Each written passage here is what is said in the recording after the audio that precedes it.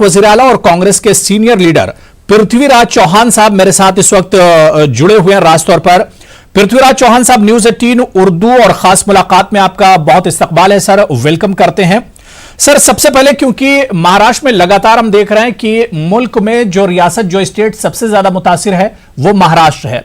महाराष्ट्र में क्योंकि आप सीएम भी रह चुके हैं, इससे पहले क़यादत कर चुके हैं, आप नेतृत्व कर चुके हैं, ऐसे में सर क्या लग रहा है कि कहां पर कमी रह गई? ये जो संकट है आखिर इतना गहराता क्यों चला गया महाराष्ट्र में? देखिए, सबसे पहले तो आप देखिए कि 25 मार्च को हमने लॉकडाउन किया जी, जिसमें एक तो पहले देरी हुई और सबसे बड़ा कारण है कि मुंबई हवाई अड्डा जो है उसमें रोजाना 16,000 लोग बाहरी देशों से आते हैं। 16,000।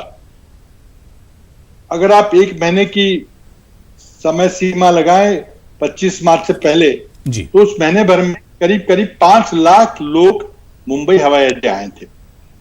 अब उनको क्वारंटीन करने की वहां पे कोई हालत नहीं थी या कोई व्यवस्था नहीं थी, कोई इंतजामात नहीं थे जी। तो इससे क्या हुआ कि हुकूमत ने हाथ पर ठप्पा लगा के बोल दिया कि जाइए आप घर में क्वारंटीन कीजिए, जो नहीं हो सका। उन 5 लाख करीब करीब 4 लाख लोग तो मुंबई के आसपास और महाराष्ट्र में फैल गए, बाहर से बीमारी ला और वो गांव में बीमारी फैला दी। मैं समझता हूं कि सबसे बड़ा कारण मुंबई में और महाराष्ट्र में बीमारी फैलने का ये है कि महाराष्ट्र का मुंबई हवाई अड्डा हमने बंद करने में देरी कर दी। अब मरकजी सरकार जो थी वो एक तो ट्रंप साहब का नमस्ते ट्रंप प्रोग्राम करने में लगी हुई थी। उधर दिल्ली में जो सीएए का आंदोलन हो रहा था उसमें उसको निपटाने में लगी हुई थी और मध्य प्रदेश की सरकार को गिराने में लगी हुई थी। लेकिन उस सरकार ने, मैं समझता हूँ, ध्यान देने में थोड़ी देरी कर दी। 25 मार्च तक बहुत देरी हो चुकी थी। हमारे नंबर शुरू में पहले कम थे, इसलिए शायद हम थोड़े से आराम से हमने उस पर ध्यान दिया और मैं समझता हूँ इसके लिए पूरी जिम्मेदारी मरकजी होम मिनिस्ट्री की है और मिनिस्ट्री की है और हवाई अड्डा चलाने वाली सिविल एविएशन मिनिस्ट्री की है। उनको ये करना चाहिए जी। अब दूसरी बात यह है कि मुंबई की अगर आबादी देखें और आबादी की डेंसिटी देखें कि भाई कितने लोग धारावी रहते हैं कितनी कम जगह में जी, तो ऐसे कई सारे झोपड़ियां हैं, झुग्गी झोपड़ी कॉलोनीज हैं जहां पे बहुत कम जगह में बहुत ज्यादा भीड़ रहती है, जहां पे सोशल डिस्टेंसिंग कर पाना करीब करीब असंभव है, नामुमकिन है।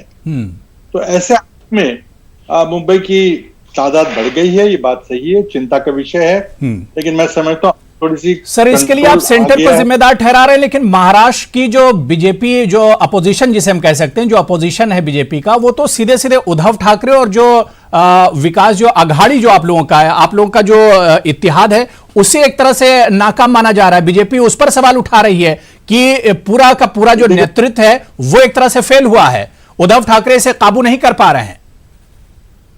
देखिए, वो विपक्ष है, विपक्ष तो सत्ता में आने की कोशिश करेगा, चाहे कोरोना है या कोई एक एपिडेमिक है, लेकिन वो सत्ता हथियाने की पूरी कोशिश करेगा। देखिए, हम मरकजी सरकार की नाकामयाबी को क्यों छुपा रहे हैं? ये 16,000 तो लोग आते रहे हैं और महीना भर आते रहे हैं। 5 लाख लोग मुंबई आए हैं, उनको क्वारंटीन नहीं किया गया। हमारे हवाई अड्डा ने पहले क्यों नहीं बंद किया? इंटरनेशनल फ्लाइट्स पहले क्यों नहीं बंद कर दी? एक तो कारण है कि लोग आए हैं और सारे विदेशों से आए और साथ में बीमारी लाए हैं और उसके बाद बीमारी फैल गई है। अब धारावी वगैरह जैसे मैंने बताया कि क्वारंटीन करना मुश्किल है, धारावी कोई 2 दिन में तो पैदा हुई नहीं है। बिल्कुल। कई सारी सरकारें, पिछली बीजेपी सरकार थी, किसी ने कोई कोशिश नहीं कही। मेरे टाइम में मैंने धारावी में एक मल्टी स्टोरी 18 मंजिली इमारत बना के वहां की झोपड़ियां कम करने की कोशिश की थी, लेकिन आगे उसका कुछ नहीं हुआ। एक टावर बना के छोड़ दिया। तो धारावी को डिकंजेस्ट करना बहुत जरूरी है, वहां की आबादी कम बहुत जरूरी है। जो भी और जो झुग्गी झोपड़ी कॉलोनीज है वहां पे करना जरूरी है, वहां पे कंट्रोल करना, क्योंकि आप देखें सोशल डिस्टेंसिंग करना कैसे संभव है वहां पे? एक कमरे में 5-5, 10-10 लोग रहते हैं वहां पे, इतनी घनी आबादी है। तो इसलिए ये बात तो है, लेकिन इसका यह है कि सरकार कोई नाकामयाब रही है इसका बिल्कुल सही नहीं है। ये सिर्फ सियासत हो रही है और विपक्ष जो है वो सड़कों पे उतर आया आंदोलन सर। लेकिन सरकार पर सवाल तो आपने भी उठाए। आपने कहा कि सरकार की नाकामी रही। जिस तरह से बड़ी तादाद में जो मजदूरों ने पलायन किया है, महाराष्ट्र से दूसरे स्टेट में गए, अपने अपने घरों को वापस हुए, उस पर आपने उद्धव ठाकरे सरकार पर सवाल उठाया है। आपने खुद ये बात कही कि सरकार नाकाम रही अपनी जिम्मेदारी निभाने में। नहीं, मैंने तो केंद्र सरकार पे कही थी बात, उद्धव ठाकरे पे नहीं कही थी जी, क्योंकि मरकजी सरकार उन्होंने पॉलिसी बनानी चाहिए थी, ट्रेनें मुफ्त करनी चाहिए थी और जो भी रिसीविंग स्टेट्स है उन स्टेट्स को समझा के वहां पे क्वारंटीन की व्यवस्था करनी चाहिए थी। मैंने जो सरकार नाकामयाब रही है कहा था वो मरकजी सरकार के बारे में कहा था।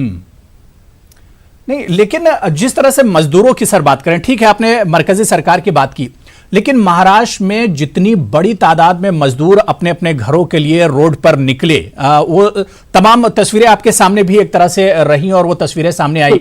और बाकायदा सर आपने उद्धव ठाकरे को खत लिखा कि जो ऑटो रिक्शा ड्राइवर हैं या दूसरे जो मजदूर पेशा लोग हैं, इनके लिए एक भत्ता जो है उसका ऐलान किया जाए। लेकिन क्या आपको लगता है कि जो महाराष्ट्र की सरकार है उसकी नाकामी रही मजदूरों के मामले में, खास तौर से जिस तरह से बड़ी तादाद में मजदूर अपने घर जाने को मजबूर हुए? देखिए, एक तो पूरे देश में अगर सबसे ज्यादा माइग्रेंट वर्कर्स कहीं है तो मुंबई में है जी, किसी और शहर से ज्यादा तादाद बहुत ज्यादा है। अब पहले महीना भर आपने देखा होगा कि सब कुछ ठीक चल रहा था, उनको खाना खिलाया जा रहा था, उनको कुक मील दिए जा रहे थे, उनको ड्राई रेशन दिए जा रहे थे, सब कुछ। लेकिन एक ह्यूमन नेचर होता है कि जैसे जैसे दिन बढ़ते गए, फिर से इकोनॉमी फिर से शुरू होने का, लॉकडाउन खत्म होने का कोई आसार नहीं दिख रहे थे, सभी लोग एकदम अपने घर जाने लग गए, जो महीना भर से वहां रुके थे। लेकिन एक तो या तो कोई या कंस्ट्रक्शन वर्क चालू हो या कारखाने चालू हो, वहां पे पगार मिलनी शुरू हो तो वो रहेंगे। लेकिन ये सब बंद होने के कारण जिसकी जिम्मेदारी सूबाई सरकार पे नहीं दी जा सकती। हमने सारा इंतजाम किया था, लोग हमारे वॉलंटियर जा रहे थे, कांग्रेस पार्टी के नुमाइंदे जा रहे थे।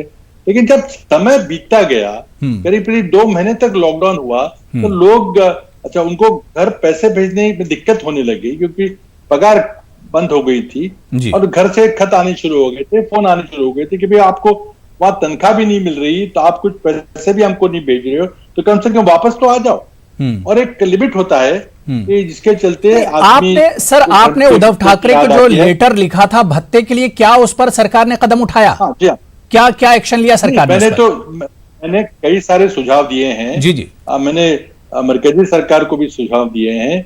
एक शहरी के नाते मैं सुझाव देने का तो हकदार हूं, और मैंने महाराष्ट्र की सरकार को लिखा था कि जो रिक्शा ड्राइवर लाइसेंस जो लाइसेंस रिक्शा और टैक्सी ड्राइवर से उनकी तादाद 13 लाख के करीब है पूरे राज्य में, पूरे सूबे में। तो उन 13 लाख लोगों को मैंने 5,000 सुझाया था, 3,000 देते, लेकिन 3 महीने तक उनको अगर 3-3 हजार रुपए मिलते, क्योंकि उनकी कमाई काफी अच्छी रहती है और उनको एक अच्छी तरह से रहते हैं, वो उनके पास खाने पीने के, बच्चे अच्छे स्कूल भी जाते हैं, एकदम उनकी आमदनी 0 हो गई, खत्म हो गई।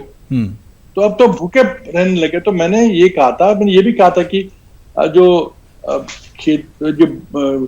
नॉन एग्रीकल्चर जो लैंड ओनर नहीं है जी, जो भूमिहीन किसान वर्कर्स है, उनको भी भत्ता दिया जाए।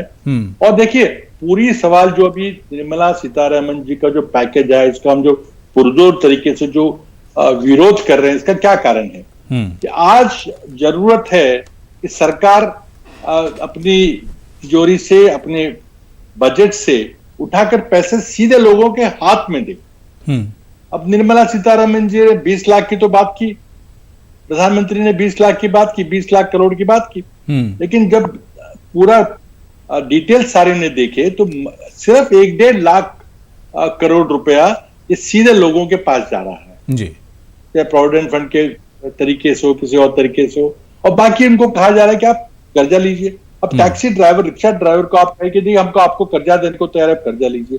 2 महीने उनका बहुत नुकसान हुआ है, वो बेचारा इधर उधर से पैसे मांगकर अपना घर किसी तरह चला रहा है। उसका कहे कि नहीं, और कर्जा ले लीजिए, हम आपको कर्जा देने की व्यवस्था कर रहे हैं। देखिए, उसको पैसा चाहिए, हाथ में सीधा पैसा चाहिए, चाहे रिक्शा चालक हो, टैक्सी ड्राइवर हो, चाहे छोटे कारखाने हो, छोटे अपने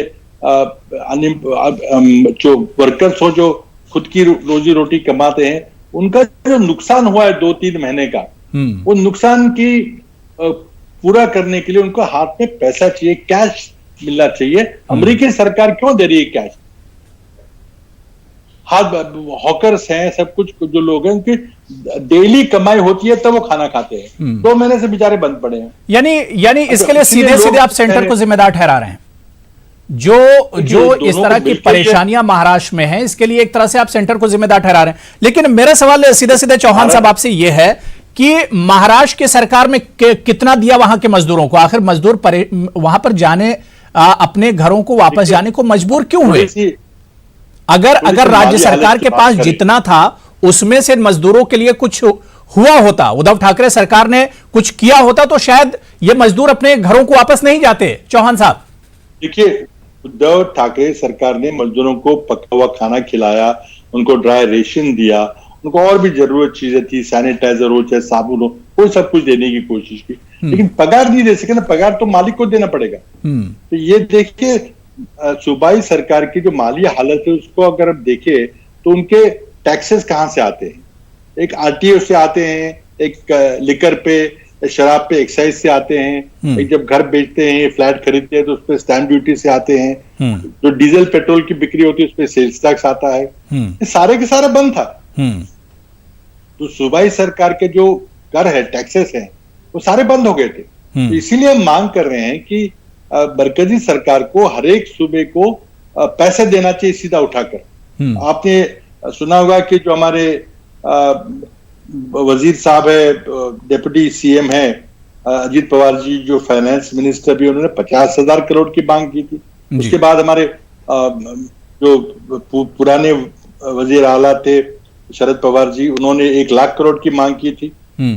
तो ये पैसा सरकार को अगर केंद्र सरकार, मरकजी सरकार नहीं देगी तो सूबाई सरकार के पास कोई तरीका नहीं है कि वो अपने पैसे उनके करों से पैसे। चौहान साहब, क्या लग रहा है कि जो ये त्रासदी है, जिस तरह से कोविड का एक बड़ा एक धचका पूरे मुल्क को लगा, ऐसे में आपकी बातों से तो यही लग रहा है कि जो नॉन बीजेपी गवर्नमेंट्स हैं वहां पर सेंटर उनके साथ भेदभाव कर रही है, जो नॉन बीजेपी गवर्नमेंट्स हैं जहां जहां। देखिए, ऐसे होना नहीं चाहिए। इसलिए मेरी गुजारिश सेंटर से है कि आप सभी राज्यों को पैसे दीजिए। वेस्ट बंगाल के जैसे आपने 1,000 करोड़ दिया, वो उसके साइक्लोन के कारण दिया जी। लेकिन कोविड के कारण जो पूरी लॉकडाउन हुई है इकोनॉमी, उसके लिए हर एक सरकार को आपको एक मदद देनी चाहिए, क्योंकि टैक्सेस सारे मरकजी सरकार इकट्ठी करती है।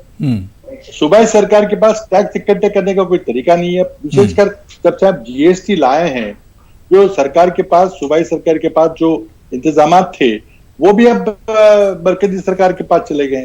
तो जो भी टैक्स का इनकम होता है मरकजी सरकार का, उसमें से सभी सूबाई सरकारों को कुछ पैसे देना जरूरी है।